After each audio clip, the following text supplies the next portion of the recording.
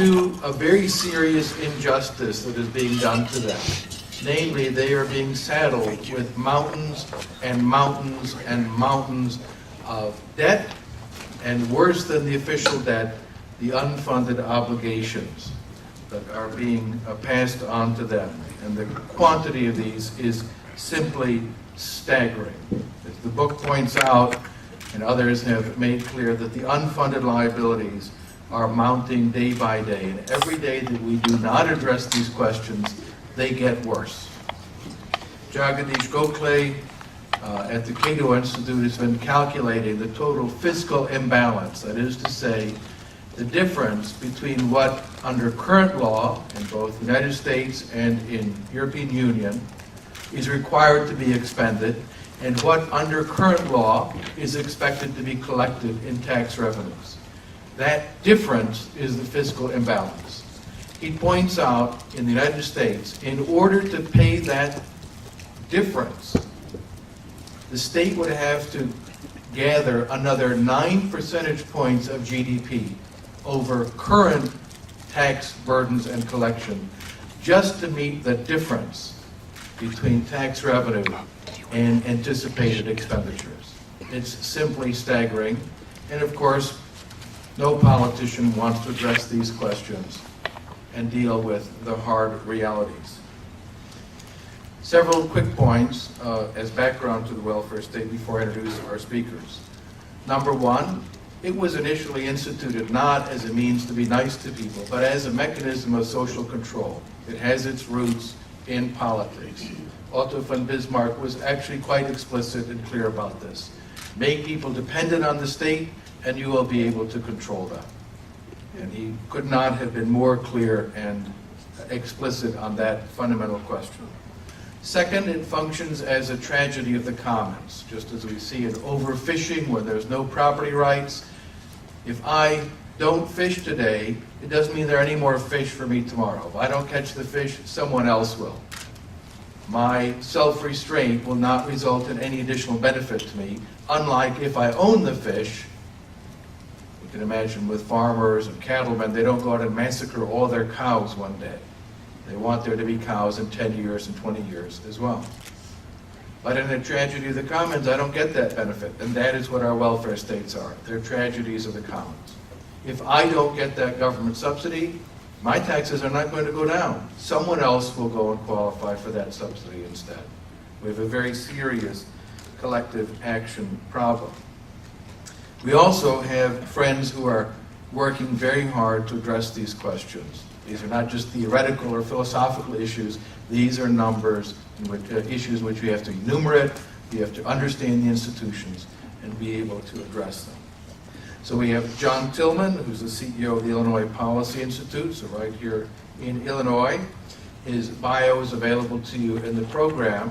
What I can say very briefly is they have been absolutely great pioneers in addressing a lot of important questions about pension obligations and others, and being willing to grapple with hard questions and to, in effect, touch the third rail and not be afraid of touching it, because if we don't, the whole polity is going to die. And then Jason Clemens at the Fraser Institute. I'm a great fan of Fraser for all the work that they do. The Economic Freedom of the World Report is one of the best teaching tools available in the world, and we have been involved all over. It's so clear. You can see a clear connection regardless of language, region, anything. More economic freedom also means more of the good things people want in life, like not dying, not seeing your children die, being literate, having a good life. And he's been very, very involved with Fraser. And last point about that, the work that they've been doing has really mattered in Canada, because as the United States has been swirling around the drain, our neighbors to the north have been more or less acting in an adult manner and dealing with these hard questions. So I tell people around the world, you want a good model, do not look to the United States of America at present. Do not look to the US. Look to Canada and see what grown-ups do when they have to deal with their problems. So our first presenter, John Tillman.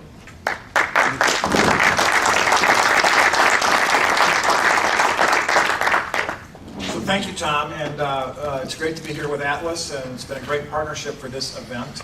Tom, I don't know if you and I have ever talked about this, but when I first got involved in the Liberty Movement, after a life in small business, I was a small business entrepreneur, and I always emphasize the small in small business entrepreneur. In 2004, I sold a small retail business, got involved in the movement, and went to one of Cato's, when Tom was back at Cato, sort of teaching academies, whatever the heck they called it, up in Quebec City. And that was the first time I met Tom, first time I really got involved in the movement, and it was really inspiring and incredible. And it's kind of fun to come full circle, Tom, and be standing at a podium with you. And I was just learning all about how it worked. So we heard John Fund earlier comment about the state of Illinois, and I do grow a little weary of all these folks who come from all over the country and then stand at a podium like this and make jokes at our expense about how horrible Illinois is. And I will make John pay for that later. But I'm going to actually pile on a little bit, because I think it's important to understand the context of where Illinois is at, because you've all heard the phrase, the canary in the coal mine. We have been following the model that the president and his allies are trying to implement for the entire country for a very long time. And we should understand what happens to the human condition when that model begins to reach a mature stage, as it has here. For example, I'll just cite a few data points, because we are data people here. In 2000, 10% of our total population lived in poverty. The most recent number available, 2012, nearly 15%. Medicaid in 2000, 1.3 million people were dependent on government for their health care, and it's bad health care at that. Today, it's over 2.6 million people getting their health care, and that is pre-Obama care statistics in terms of the impact of that. Unemployment rate in 2000, 4.5% unemployment rate. 2013, 9.2. Last month's report just came out. We had the second worst unemployment rate in the country. Just as a quick aside, remember that they passed a so-called temporary tax hike in January of 2011 that they promised to be a job creator. Our unemployment has continued to stay high and actually rose after that tax hike, while the rest of the country has very, very slowly seen an attrition, or rather a lowering of the unemployment rate. Of course, that's a whole other story, because it's actually people leaving the job market. Our UE rate is 16% for those of you who are wonks. In 2000, food stamps, we had 841,000 people being fed by the government through food stamps. We now have 2 million people getting food stamps in the state of Illinois. Now, if that wasn't enough for you, our esteemed governor, Governor Quinn, has decided that the housing market has rebounded so beautifully that people should invest more money in the housing market, and the state of Illinois is here to help you. So they are suggesting that the state of Illinois subsidized second mortgages for homeowners who may have trouble qualifying for a mortgage, and you put up a very small percentage, and then the taxpayers of Illinois will subsidize you in getting a mortgage. Of course, this is during the backdrop where 1/3 of the homes in this state are still underwater. So these are the kind of things that happen here when you see the welfare state reach levels of maturity. Now, having said that, what I really want to talk about more broadly is the mindset of the welfare state versus freedom.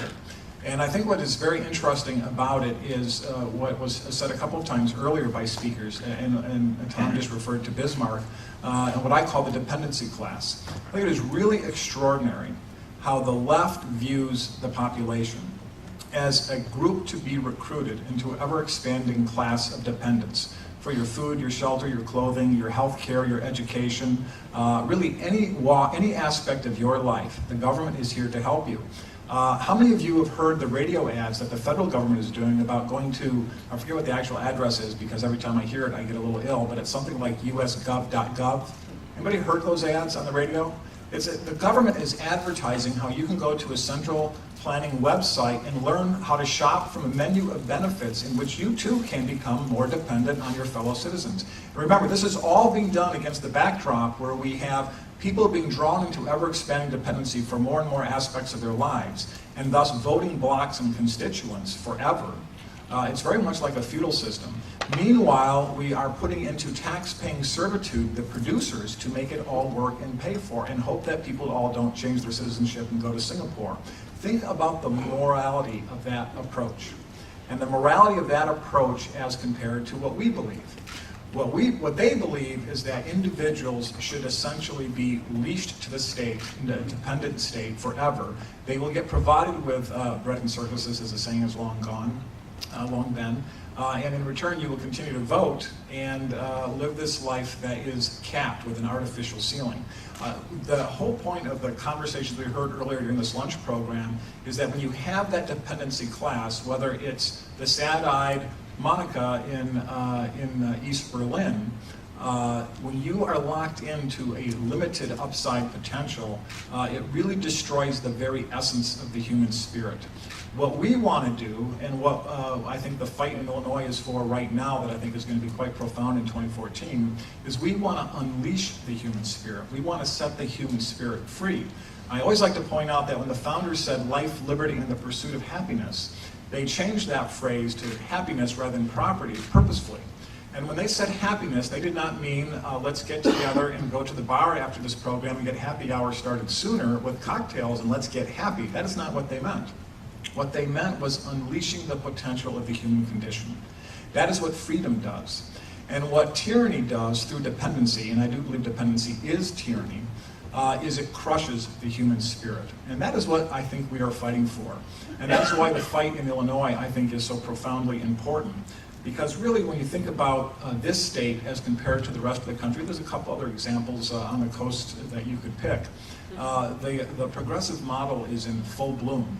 And the data here now shows the crushing aspects of the crushing impact of that on the human condition and the human spirit. But what I think is really, really scary is how they are consolidating their wins and how we are not yet equipped to fight them in the appropriate way. I mentioned with some people last night at dinner what the essence is of what they're doing versus what the founders did when they wrote the Declaration and then years later had the Constitution written. The very essence of the founding of this country and the broader liberty movement worldwide that Atlas does such great work all over the country, all over the world with, is that the human individual is the sovereign entity. That we are in control of our lives, we are in control of our families, our communities, and our governments. And that the governments are subservient to us, if I can use that word. And what the progressives believe, and what this president in particular believes, is that is not the case, that is a flawed system. What they are completely focused on is the inequality of outcomes. And so they built this massive welfare state, some of which aspects I've discussed and that we all know well, in order to try to level the playing field. Because unfortunately the truth is in life that if we lined up all of us in this room and we had a 100-meter dash, I use meters for the international crowd that you all are, if we had a 100-meter dash, some people would run faster than others. If we had a long jump, some would jump higher than others. But some of you who were slow in that 100-meter dash, or perhaps me, would do well in other categories of competition. But what the left and the progressives are so focused on is this growing inequality between those who have material wealth and those who do not. And what I think is so bizarre about that is they think we are the ones that are focused on materialism and prosperity of money, when it is actually they who are completely fixated on it. What we are actually focused on is that point I made a moment ago, the prosperity of the human spirit. They are focused on economic prosperity.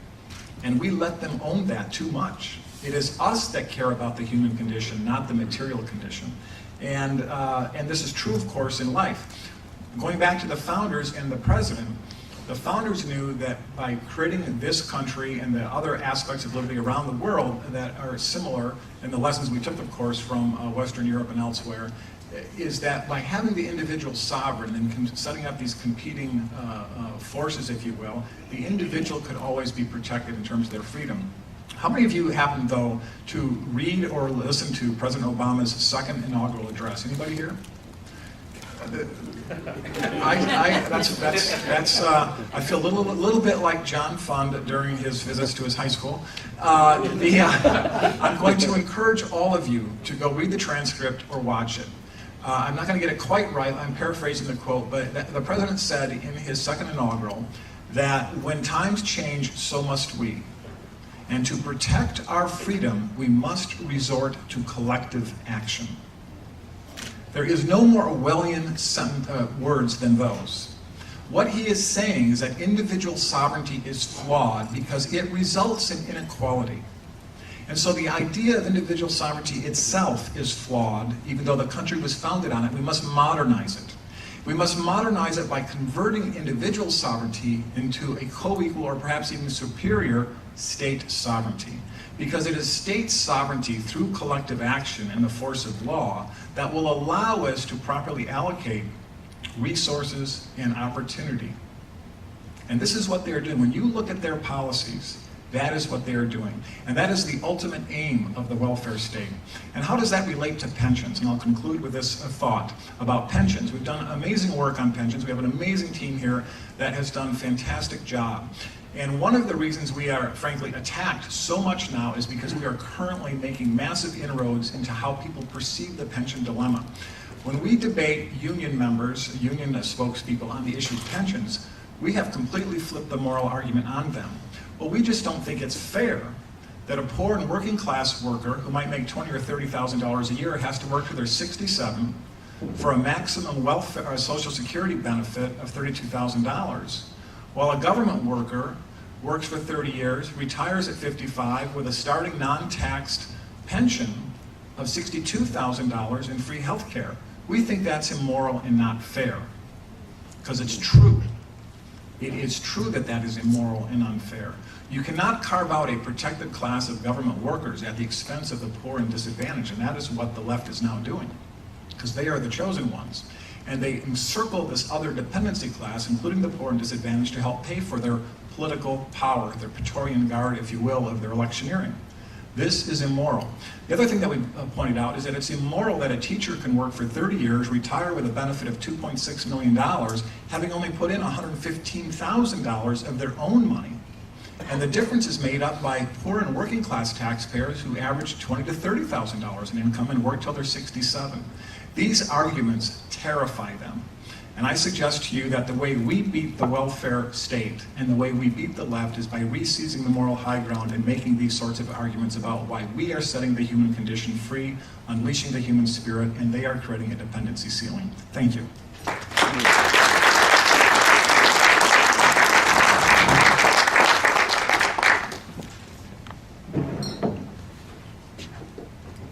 There's going to be a presentation, right? There we go. First, my thanks to Brad and to Tom for the invitation. So let me give you a note about the Fraser Institute so you'll understand why I'm going to throw a ton of data at you. Milton Friedman, early on in our history, came and gave an important talk to our board and explained that there's no such thing as a Republican economist or a liberal economist or a progressive economist. There are good economists and there are bad economists. Good economists look at numbers and data. Since that time, which is now 40 years later, if you come to the Fraser Institute, I guarantee you will see, hear, and feel a motto, which is, if it matters, measure it. So most of our studies, if not all of them, are about measurement. So when I was asked to talk about the state of the welfare state in Canada, lo and behold, what I did is some measurements. So what I'm going to talk about in my time that starts now is welfare in Canada and the state of K-12 education, because I think there's some interesting contrasts between the United States and Canada. Okay, so, and I apologize, I don't have the screen in front of me. So the first thing on welfare, there's a natural experiment that happened that very few people are actually aware of, which is both Canada and the United States in 1996 massively changed the welfare state in terms of social policy. Except Canada did it in a very different way than the United States. And so one of the real lessons, I think, is on the balance between the role of the federal government and the subnational government, here obviously states or provinces in Canada. And so, if this works, there we go. So this is probably one of the most important social policy changes in Canada in the last 30 years, which is 95, 96, 96, 97, the federal government says to the provinces, we are cutting spending. Not cutting the growth rate in spending, we're cutting spending. You can see it go down for 2 straight years. So our federal government said, we, the federal government, are going to give the provinces less money for social policy. But you, the provinces, now need to figure out how you're going to do it. If you want to spend more, that's fine. If you want to spend less, that's fine. We're getting out of the social policy business. You, the provinces, need to figure out what you're going to do in welfare.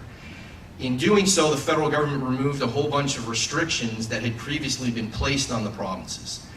Now, if you contrast that with what the United States did, the US imposed a whole bunch of restrictions on the states for eligibility for transfers, and in fact had what's called a maintenance of effort requirement, which was that you actually couldn't cut spending. You had to maintain your spending level. This to me is a very different approach, where in Canada we said, you, the provinces, are going to take care of this. We are devolving this responsibility fully to the provinces in recognition of the Constitution, which says this is a provincial matter, and you, the provinces, are going to have to figure out how to deal with welfare. Now, lo and behold, what we see is two things. One is there's a relatively standard set of reforms that are put in place, one of which is not a big surprise, which is welfare benefits need to account for minimum wages. If you create a huge distortion between minimum wage, which is getting yourself into the labor market, getting some labor skills and an ability to move up, and the benefits that you can get on welfare, you're going to get in trouble very quickly, which Canada did. At one point, we had almost 13% of our population on or receiving welfare benefits. So we had a standard set of reforms that most of the provinces did, but then critically, which was almost by design, they experimented. So we had some provinces that moved aggressively to welfare for work. We had other provinces that focused on diversion programs, which are, we don't even want you to be on welfare. We want to get you to private charitable organizations, or we're going to try to get you a job. Because the data is very clear that once you get on welfare, your propensity to be on welfare again is much higher than if you never go on welfare. In British Columbia, my home province, we implemented time limits. So as you would expect, when you give the provinces more flexibility and autonomy, they actually use that flexibility and autonomy to custom different welfare programs for their citizens. Critically, provinces then began to learn from one another what worked and what didn't work. And I think that laboratory of experiment is what federalist countries are supposed to be about. And the three key, again, I've put them up there, Ontario, British Columbia, and Alberta, give a striking contrast between different approaches to welfare provision and the regulations around welfare. Now, the results were quite stunning. This data is the percentage of the population and the raw number of people who are on welfare. Beginning in 1972, what you see is every cyclical phase, you see a ratcheting up of welfare as a percentage of the population. The 95-96 reform comes in, and you see a marked structural decline in our welfare percentages. Critically, if you look at the actual data, over 2/3 of the people who've gone off of welfare are either in training programs or productively employed in the labor market, which is what I think we all aspire to for those who are unfortunate to be on welfare in the first place. I should add also that, unlike the United States, Canadians who are on disability show up in our welfare stats.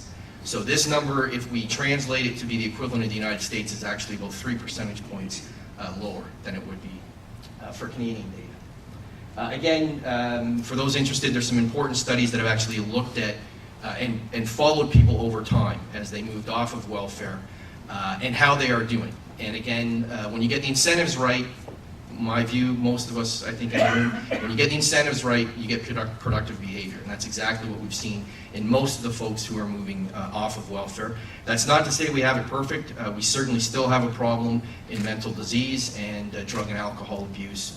We have a much lesser problem than the United States on single parenthood, and a lower problem with kids not finishing high school. And those are the four explanations for why people get stuck in poverty.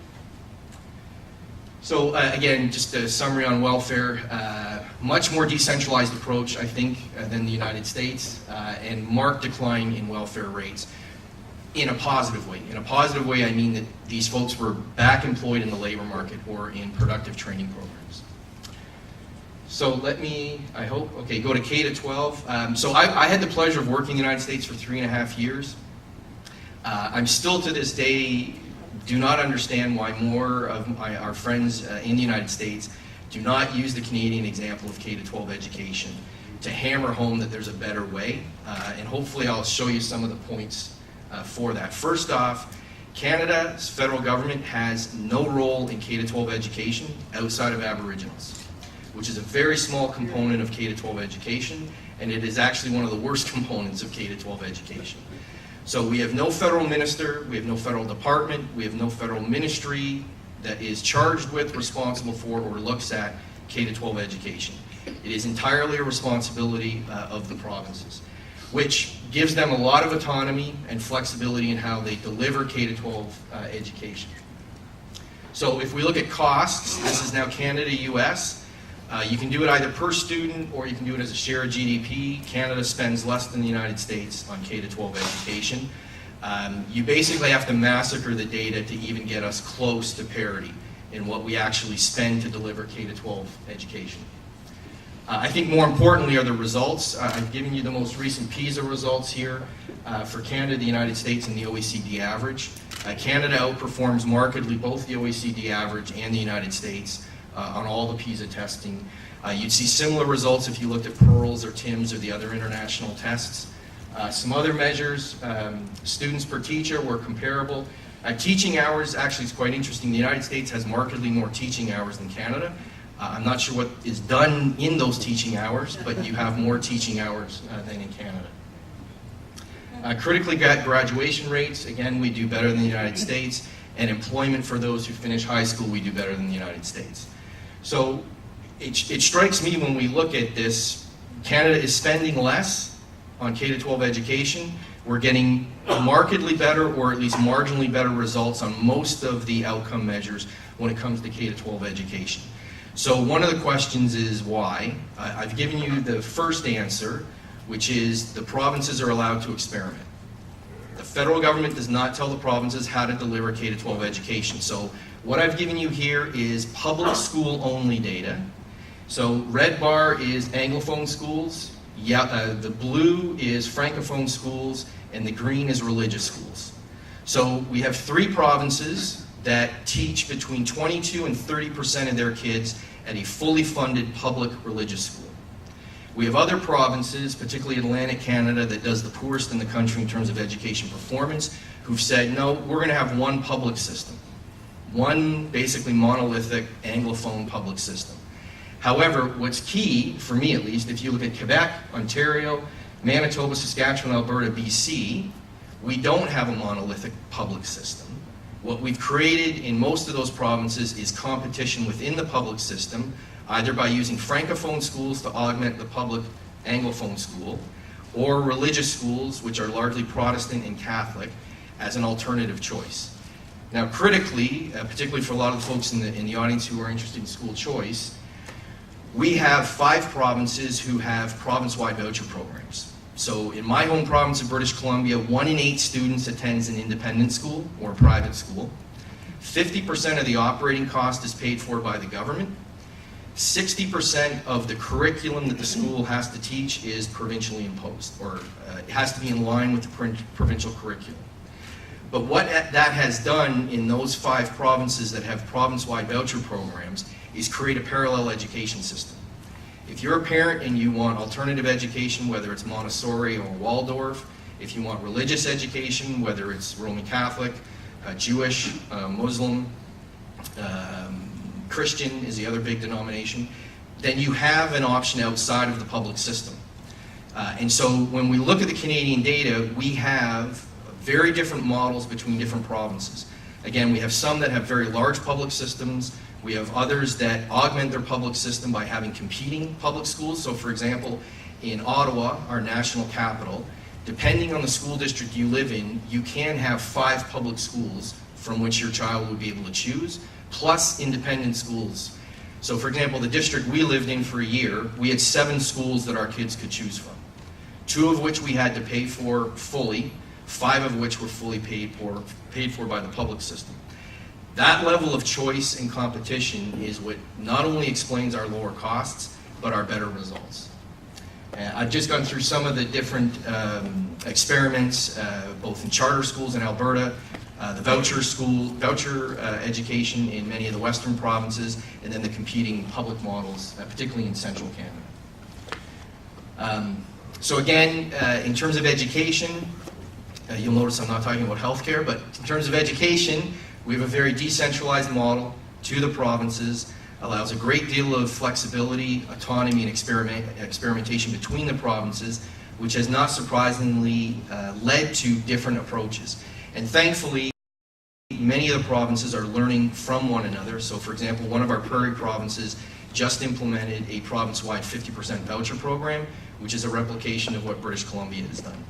So again, we've got lessons from welfare and K-12 education in Canada that I think offer some lessons for our friends down south in terms of letting the states, giving them more autonomy, more flexibility, allowing them to have the responsibility to deliver those programs, and the competition that ensues, at least from the Canadian experience, leads to better results. Thanks very much.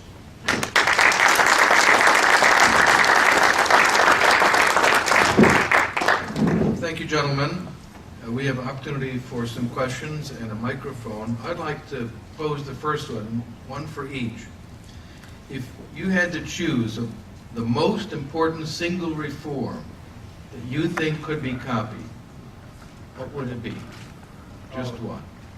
That is easy. I would impose a spending limit on government that was airtight and could not be circumvented. Because if you create a spending limit, I believe it creates an artificial market mechanism where then you have the competing competitors for state resources all fighting among themselves, and then the decision makers create a pricing mechanism, and you would actually get efficiency. The key is where it starts and how it grows, but that's what I would do. Nice. Can I pick one that's not out there yet that I'd like to see? First, I want one that you've seen work, and then we can have that one. Well, for me then it's decentralization. I think competition between jurisdictions when you have an ability to move imposes a market discipline. So, for example, in Canada, the big debate right now is healthcare, and we have to decentralize that to the provinces. So decentralization would be my answer. And then you get the follow-up, the fantasy one. The fantasy one is changing the union laws for public sector. In Canada, I know the United States, that is the interest group that is the barrier to fundamental reform, and it was done by fiat in both countries. So I think changing that would allow for a lot more experimentation. Okay. Questions now? Right over here.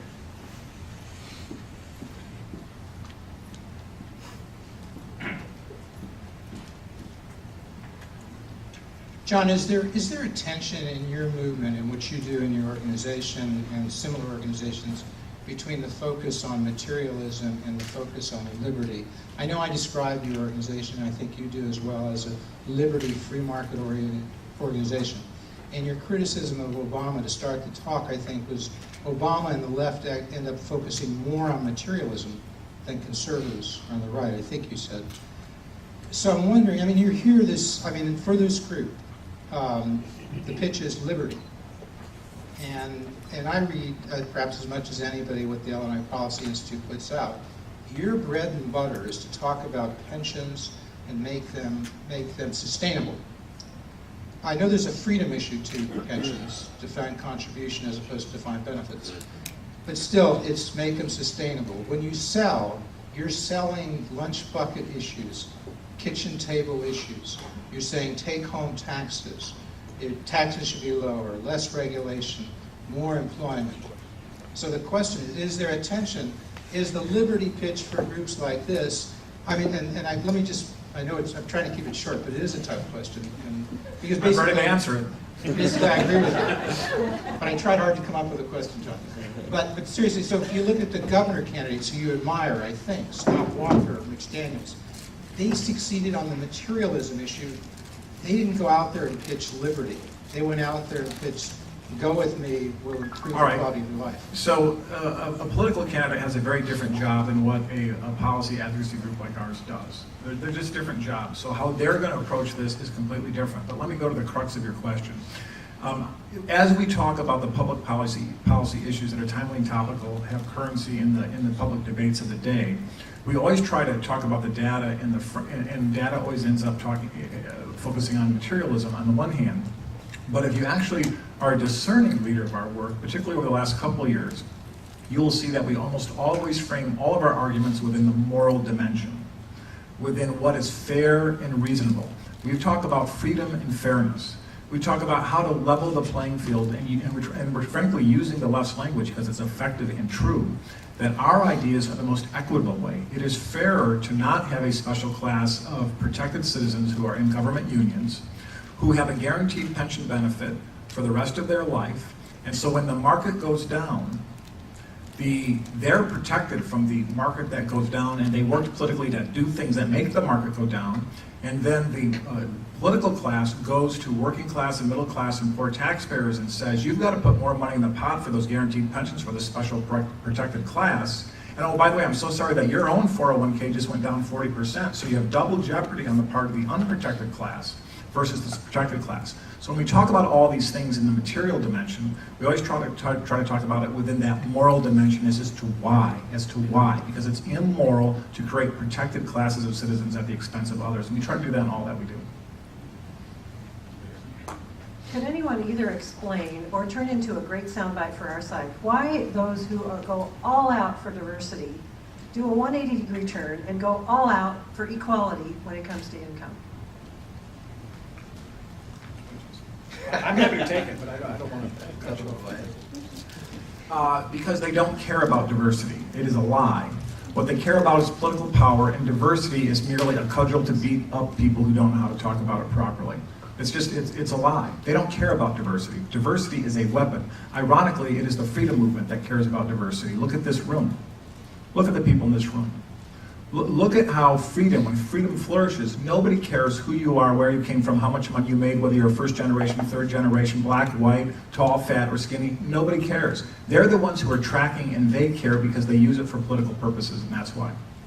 Can I add one point? Oh, Jason, go ahead. Sorry, so I was just going to complicate the answer by saying that I actually think income inequality is an important issue that, for those of us that favor markets, are getting wrong.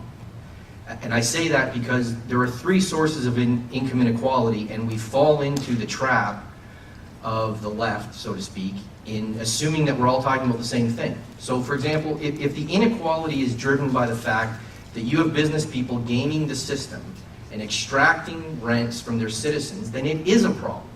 And we shouldn't be afraid to say that.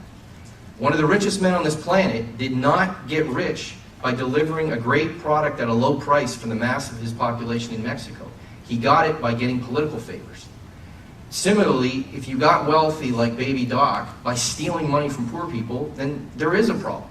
Now, if you got rich by delivering a great product that everybody wanted and was willing to pay a low price for, I think in terms of social welfare, you've done a heck of a lot more for the average person than you have for yourself. I think we need to be able to explain that in understandable terms when we're going to talk about income inequality. The second thing is, I think many more economists need to be able to engage in the discussion about the real state of the data and the problems in the data. Everybody seems to fall into Piketty and Say's work as if that's the end of the story, and it's not. Gary Burkhauser, for example, has done incredible work to show that inequality is not increasing, the middle class is not stagnating, depending on how you define income. I think having more economists who understand these issues and are willing to talk about them is an important part of the solution, but it is a complicated social issue. I would say those of us who make it, want to boil it down to a simple 10-word soundbite, I think we're doing a disservice to a very complicated issue. Just going to add on that point, digging down into it, asking differences in income inequality, how it's measured, or consumption inequality. And consumption inequality has not been diverging, and for most of us, that's really what matters. It's what you get to consume, not the income per se. So these are complex issues that deserve a lot more careful study. There's a very good short book, which has stood the test of time, by Bertrand de Jouvenel. Came out in 1952 from Cambridge University Press, but republished by the Liberty Fund. You can get it. It's a short read. I think it's a work of real genius, looking at what does it mean to equalize incomes in those ways. And that's a very good way to start. What's the name of the book? The Ethics of Redistribution, yes. Well, I just want to add one more thing. To more directly address the point, we should talk about income mobility. It is the government, its taxation policies and regulation, and the left's point of view that every time a poor person gets to the top rung on the ladder, shoves them back down. So the best way to close the income gap is to help poor and middle class people rise faster, not attack those at the top. Jason, I'm hoping that you can give a little bit of background. Sorry, right in front. Right. If you could tell us a little bit about where Canada found the political will to do the decentralization of social welfare as you described, and then you sort of alluded at the end that you need to do the same thing in healthcare, and maybe you can talk about the state of play and whether it's reasonable to expect change in coming years. Right. So I wrote a 400-page book with a couple colleagues that Atlas generously recognized a few years ago. So can I have like 25 minutes? No. Okay. So the thumbnail is that we had a socialist government in the prairies that the capital markets were starting to move on in '92. They implemented large-scale spending cuts. They were closing hospitals. It was about a 4-to-1 ratio of spending cuts to some minor tax increases, because they said deficits aren't ideological. We have to balance our books. This is a math issue. A year later, a reform-minded government was elected in Alberta, which is sort of the equivalent of our Texas. He cut spending in 2 years by 21%. Balanced the books quickly, paid off their debt. That set the political stage for the federal government, which was a left-of-center government with a strong right-of-center ideological opposition party. It set the stage for them to say, this isn't ideology, this is math. We're spending 32 cents of every dollar we get on interest. We've got 13% of the population on welfare. This isn't working. And so famously, we have a speech that the finance minister said, we are on a path towards smaller, smarter government that will revolutionize government. So we had a confluence of a bunch of things that allowed us to do pension, our Social Security was reformed, welfare reform, tax reform. When we cut tax, in fact, Canada went from having a very uncompetitive tax regime to actually quite a competitive tax regime, except for personal income taxes. On payroll, business taxes were quite competitive. So it was a confluence of a number of things starting in '92 right through to '96, '97. I think the ideas movement was front and center of that, because we were 10 years ahead of the stream in terms of talking about debts and deficits and setting an intellectual foundation. As Milton Friedman said, you've got to do the research so when the time comes that you can implement change, you pull it off the shelf and you know what you need to do. Now, on healthcare, the current federal government has done half of the reform. So 2 years ago, they announced a change in the transfer system, which is basically what they did in welfare in '95. They said, here's the transfer to the provincial governments. There's no longer any strings attached. You, the provinces, have to figure out how to fix healthcare. The problem is we still have what's called the Canada Health Act, which is our federal legislation governing healthcare. And so on the one hand, they freed up the provinces on the financing side. They're still holding the provinces on the regulatory side. And so it's fixing the Canada Health Act to devolve those responsibilities to the provinces so that we can genuinely start to experiment with models from Germany, Switzerland, the Netherlands, some other countries. Sorry, that was... You didn't mention America. Well, I think that's an interesting point, John. I think so let me preface my main comment with, there are lessons Canada can learn from the United States on certain aspects of health delivery. The reality, though, is Canada has made a decision to be a universal country. And so for too long, in fact, the reason healthcare reform has not been reformed in Canada is because the unions made it a false dichotomy. They said to Canadians, you either get a crummy, expensive current system or we get an American system. And when Canadians hear American system, they hear uninsured people who get in trouble financially. And so for us as an organization, what we focus on are other universal healthcare countries who spend the same or less than us but have better results. That's mainly Switzerland, the Netherlands, and Germany. Those are the models that we're focusing on. But there are certainly less micro lessons that we can learn from the United States. Jason, Alex Jeffrey from the Atlas Foundation. As a famous, wonderful Chicago boy, Uruguayan born, but teaches in Chile, who a couple of years ago wrote a book about inequality, going and studying what happens within the cohorts, within the groups. Unfortunately, he used the language of most Chicago boys that is a little too technical to show wider audience. Inequality was the main issue in the current election that the center-right lost, but one of our think tanks that is starting to put the book in a language that's accessible to the educated layman, but I think it could be replicated in many other countries of the world, so perhaps in the next session, Francisco Rosende can tell us a little bit more about it. It's Pablo Spiller, superb. Here. Pivoting back to education reform real quick, for those of us who live in the Chicagoland area, I'm sure we all remember the CPS strike that happened a couple years ago. And as soon as it happened, amongst the general public, it was kind of, there was almost an instinctive reaction to support the teachers. You know, yay, teachers, we need teachers, and teachers are good, and of course, we all love teachers, and we all recognize their importance, but there was, obviously there was a lack of knowledge of the numbers, of the graduation rate of the CPS system, what we're paying versus what we're getting. And in terms of trying to lead the education reform effort, how do we, I guess the million-dollar question is, how do we achieve those goals without looking like we're quote-unquote attacking teachers?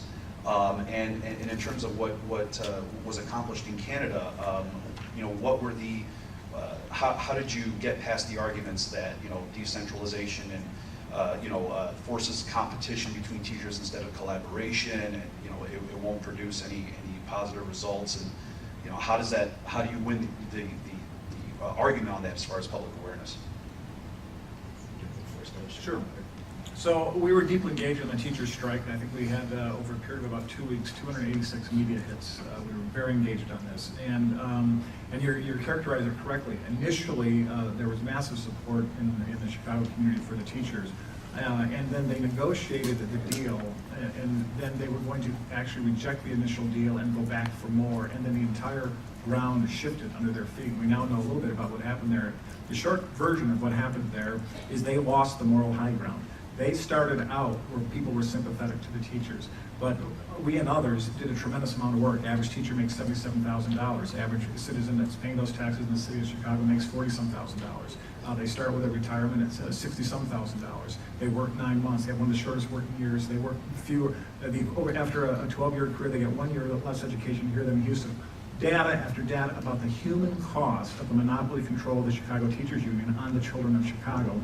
And then, of course, we told the story about the lack of performance and what happened to these children's lives who are dropping out of school, roughly 1 out of every 2, and how those lives unfold. We got that story out over a period of 2 weeks, and it finally, and we had great cooperation from the media, and our media operation did a great job. We finally got that story, and it began to penetrate. And once it started to penetrate, we were actually in a position of supporting the mayor in this one, and once it started to penetrate, they saw the moral high ground slipping away, and they went back and voted to accept the deal as it had been given very quickly.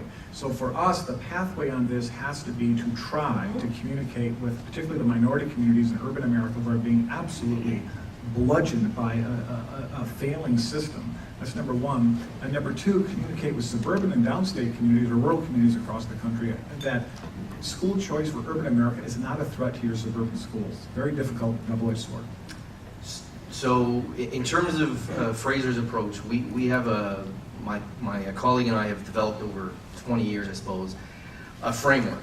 And one of the parts of the framework is to push our team to think through what stage is the problem at. In our view, there's 3 stages. So any public policy issue is going to be at one of 3 stages. The first stage is that my wife, who's not political, not ideological, she just wants a better life for our kids. First stage is she doesn't even know it's a problem.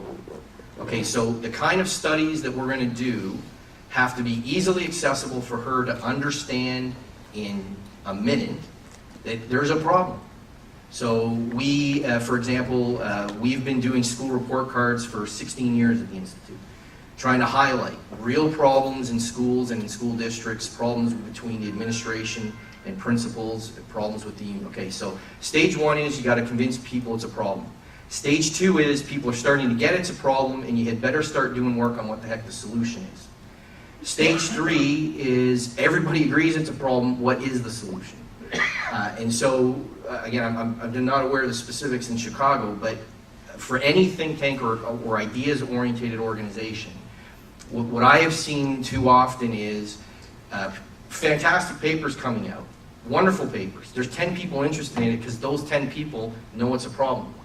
My wife and some of the other folks that we look at as a test audience, if they don't know it's a problem, they're not interested in a solution. And so it's that framework of how do you set up your research agenda and your communications agenda for think tanks that I think is really the answer to your question in a larger sense. George? I got to say that I really like the moral approach that John Tillman is taking here. Emphasize the immorality of the status quo. And apropos of that, I'm not going to ask a question so much as throw you over the center of the plate hanging curveball. Tell everyone about a case I know a lot about, but I bet no one else does, Harris versus Quinn, which I think is so enlightening about the nature of the way the unions and the state extract resources from poor people for their own purposes, the state's purposes, the union's purposes. So this is a very complicated issue, but I'll try to strip it down to its simplest form. Pam Harris is an Illinois resident and a heroine. You should all Google her name. Truly a hero in the freedom movement. Has a disabled child. The state has a stipend that pays to people to help care for, it's 24, this is a very disabled child, and this woman who loves her son, who's an adult now, spends her every waking moment trying to care for him. I get teary-eyed talking about it. The unions harassed her, went to her house, knocked on her door, busted in to try to unionize her and get her to sign a union card. She refused. She began to fight, and to make a long story short, I don't remember now if they were ever able, somebody here from my team might remember the details of this, but essentially they are confiscating a portion of that stipend she gets to care for her disabled son that goes into the union coffers for the SEIU. It's before the Supreme Court. They've heard the case. They will obviously rule probably sometime in June on this, or maybe sooner, as to whether or not the government can unionize private citizens who do not work for the government but receive government money for taking care of their own children as home health care workers. And of course, they don't care about this woman or her challenge every day, and it's just a powerful, powerful case. I suggest you read about it. Hi, this is for Jason. If he could just sort of elaborate on his dream of changing the union laws. And I'm wondering if you have the equivalent of a Karen Lewis. I don't know if you know who Karen Lewis is here in Chicago. She's the head of the Chicago Teachers Union. If you have something like that, and how do you combat someone as powerful as the Chicago Teachers Union? Right, so we have that times 5 or 6. So Canada, we have no right to work states. So in any province in Canada, you can be forced, in fact, sorry, you are forced to join a union as a condition of your employment. So in terms of the labor rules governing unionization, Canada is much more restrictive than any U.S. state. And it is a challenge. And now, I think the reality in Canada, and we're slightly ahead of the United States, and I hope the U.S., I hope our friends at the U.S. start looking at what's happening. We are slightly ahead of the U.S. in the demographic change. And I'm pretty confident that almost none of us fully understand the implications of an aging society and the demographic change that is now started. And so as our labor markets become more and more tight, which we are already seeing in Western Canada, we are going to have to figure out ways to get around rules. So an example right now, all 4 Western provinces, which have parties in 3 different ideological camps, they are all wrestling with the fact of how do we keep older workers in the labor market. And basically they're doing an end run around union contracts, around a whole set of union laws, because frankly they just don't have a choice. So I don't know, sorry, it's a long-winded way of saying I don't know that the reforms in Canada will be directly on unionization laws. I think more than likely they're going to be other laws that are going to undermine unions indirectly.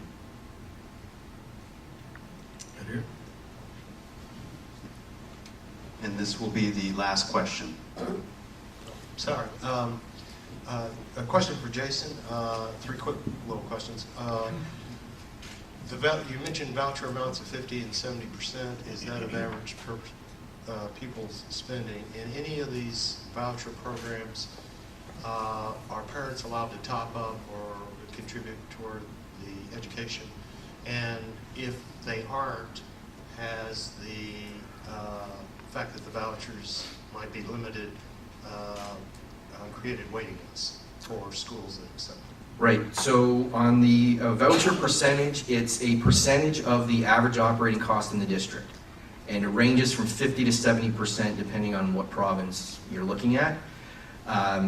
Parent top-ups, absolutely. My kids are both in an independent school, and there are fees and fundraisers. My wife has to, my wife and I have to volunteer a certain amount of time. You can delete that out of the video, please. Nobody's videoing this. So definitely top-ups are part of it. But to be blunt, part of why the independent schools do better is sense of community. There's no doubt, in my view. The third one, which is a really important question, the real challenge in the 4 provinces that have large independent school sectors is capital. So, for example, in British Columbia, over 65% of independent schools have a wait list that they cannot accommodate. So, for example, we have now in British Columbia examples of parents of other faiths trying to get their kids into schools of different faiths because they want their kids in an independent school. And their own faith can't raise the money to build the school. The problem is we have a number of schools in the public system that are idle, and the provincial government will not move to make it easier for those independent schools to rent them. So the problem is not really on the per unit operating side. The challenge to independent schools and the main explanation for the enormous waiting lists in Western Canada is on the building side. And in fact, we're starting to do some research to look at Sweden and Australia, who both have very large independent school sectors, but who give capital grants. Particularly Australia, they give large grants to independent schools to help build schools. We're going to start looking into that, what that model looks like. I don't have the answers yet, but that is the main challenge for independent schools in Canada. We have a few more minutes. I'd like to pose a kind of a strategy question. And it strikes me, particularly from the Canadian story, which really is inspiring for those of us who live in this benighted republic that's swirling around the drain of insolvency. And that is that the center left has to be engaged. And Australia, Germany, Canada, Sweden, countries that have made some progress in stopping the slide into insolvency. The center left was a part of the solution. Let's call them the numerate left. How does one do that, and what would one do in the United States to engage people in the Democratic Party who understand arithmetic, that this system cannot go on without turning into Greece? Well, Tom, if I knew that answer. But you did it somehow. Well, I got to tell you, I think part of the answer, Tom, is that we are a parliamentary system. And so, you know, when push came to shove, pardon me, we dealt with 6 to 8 people. That's, you know, if you look at any provincial government or the federal government, Minister of Finance, the Prime Minister or the Premier, the head of the Privy Council, 3 bureaucrats. That's who you're dealing with.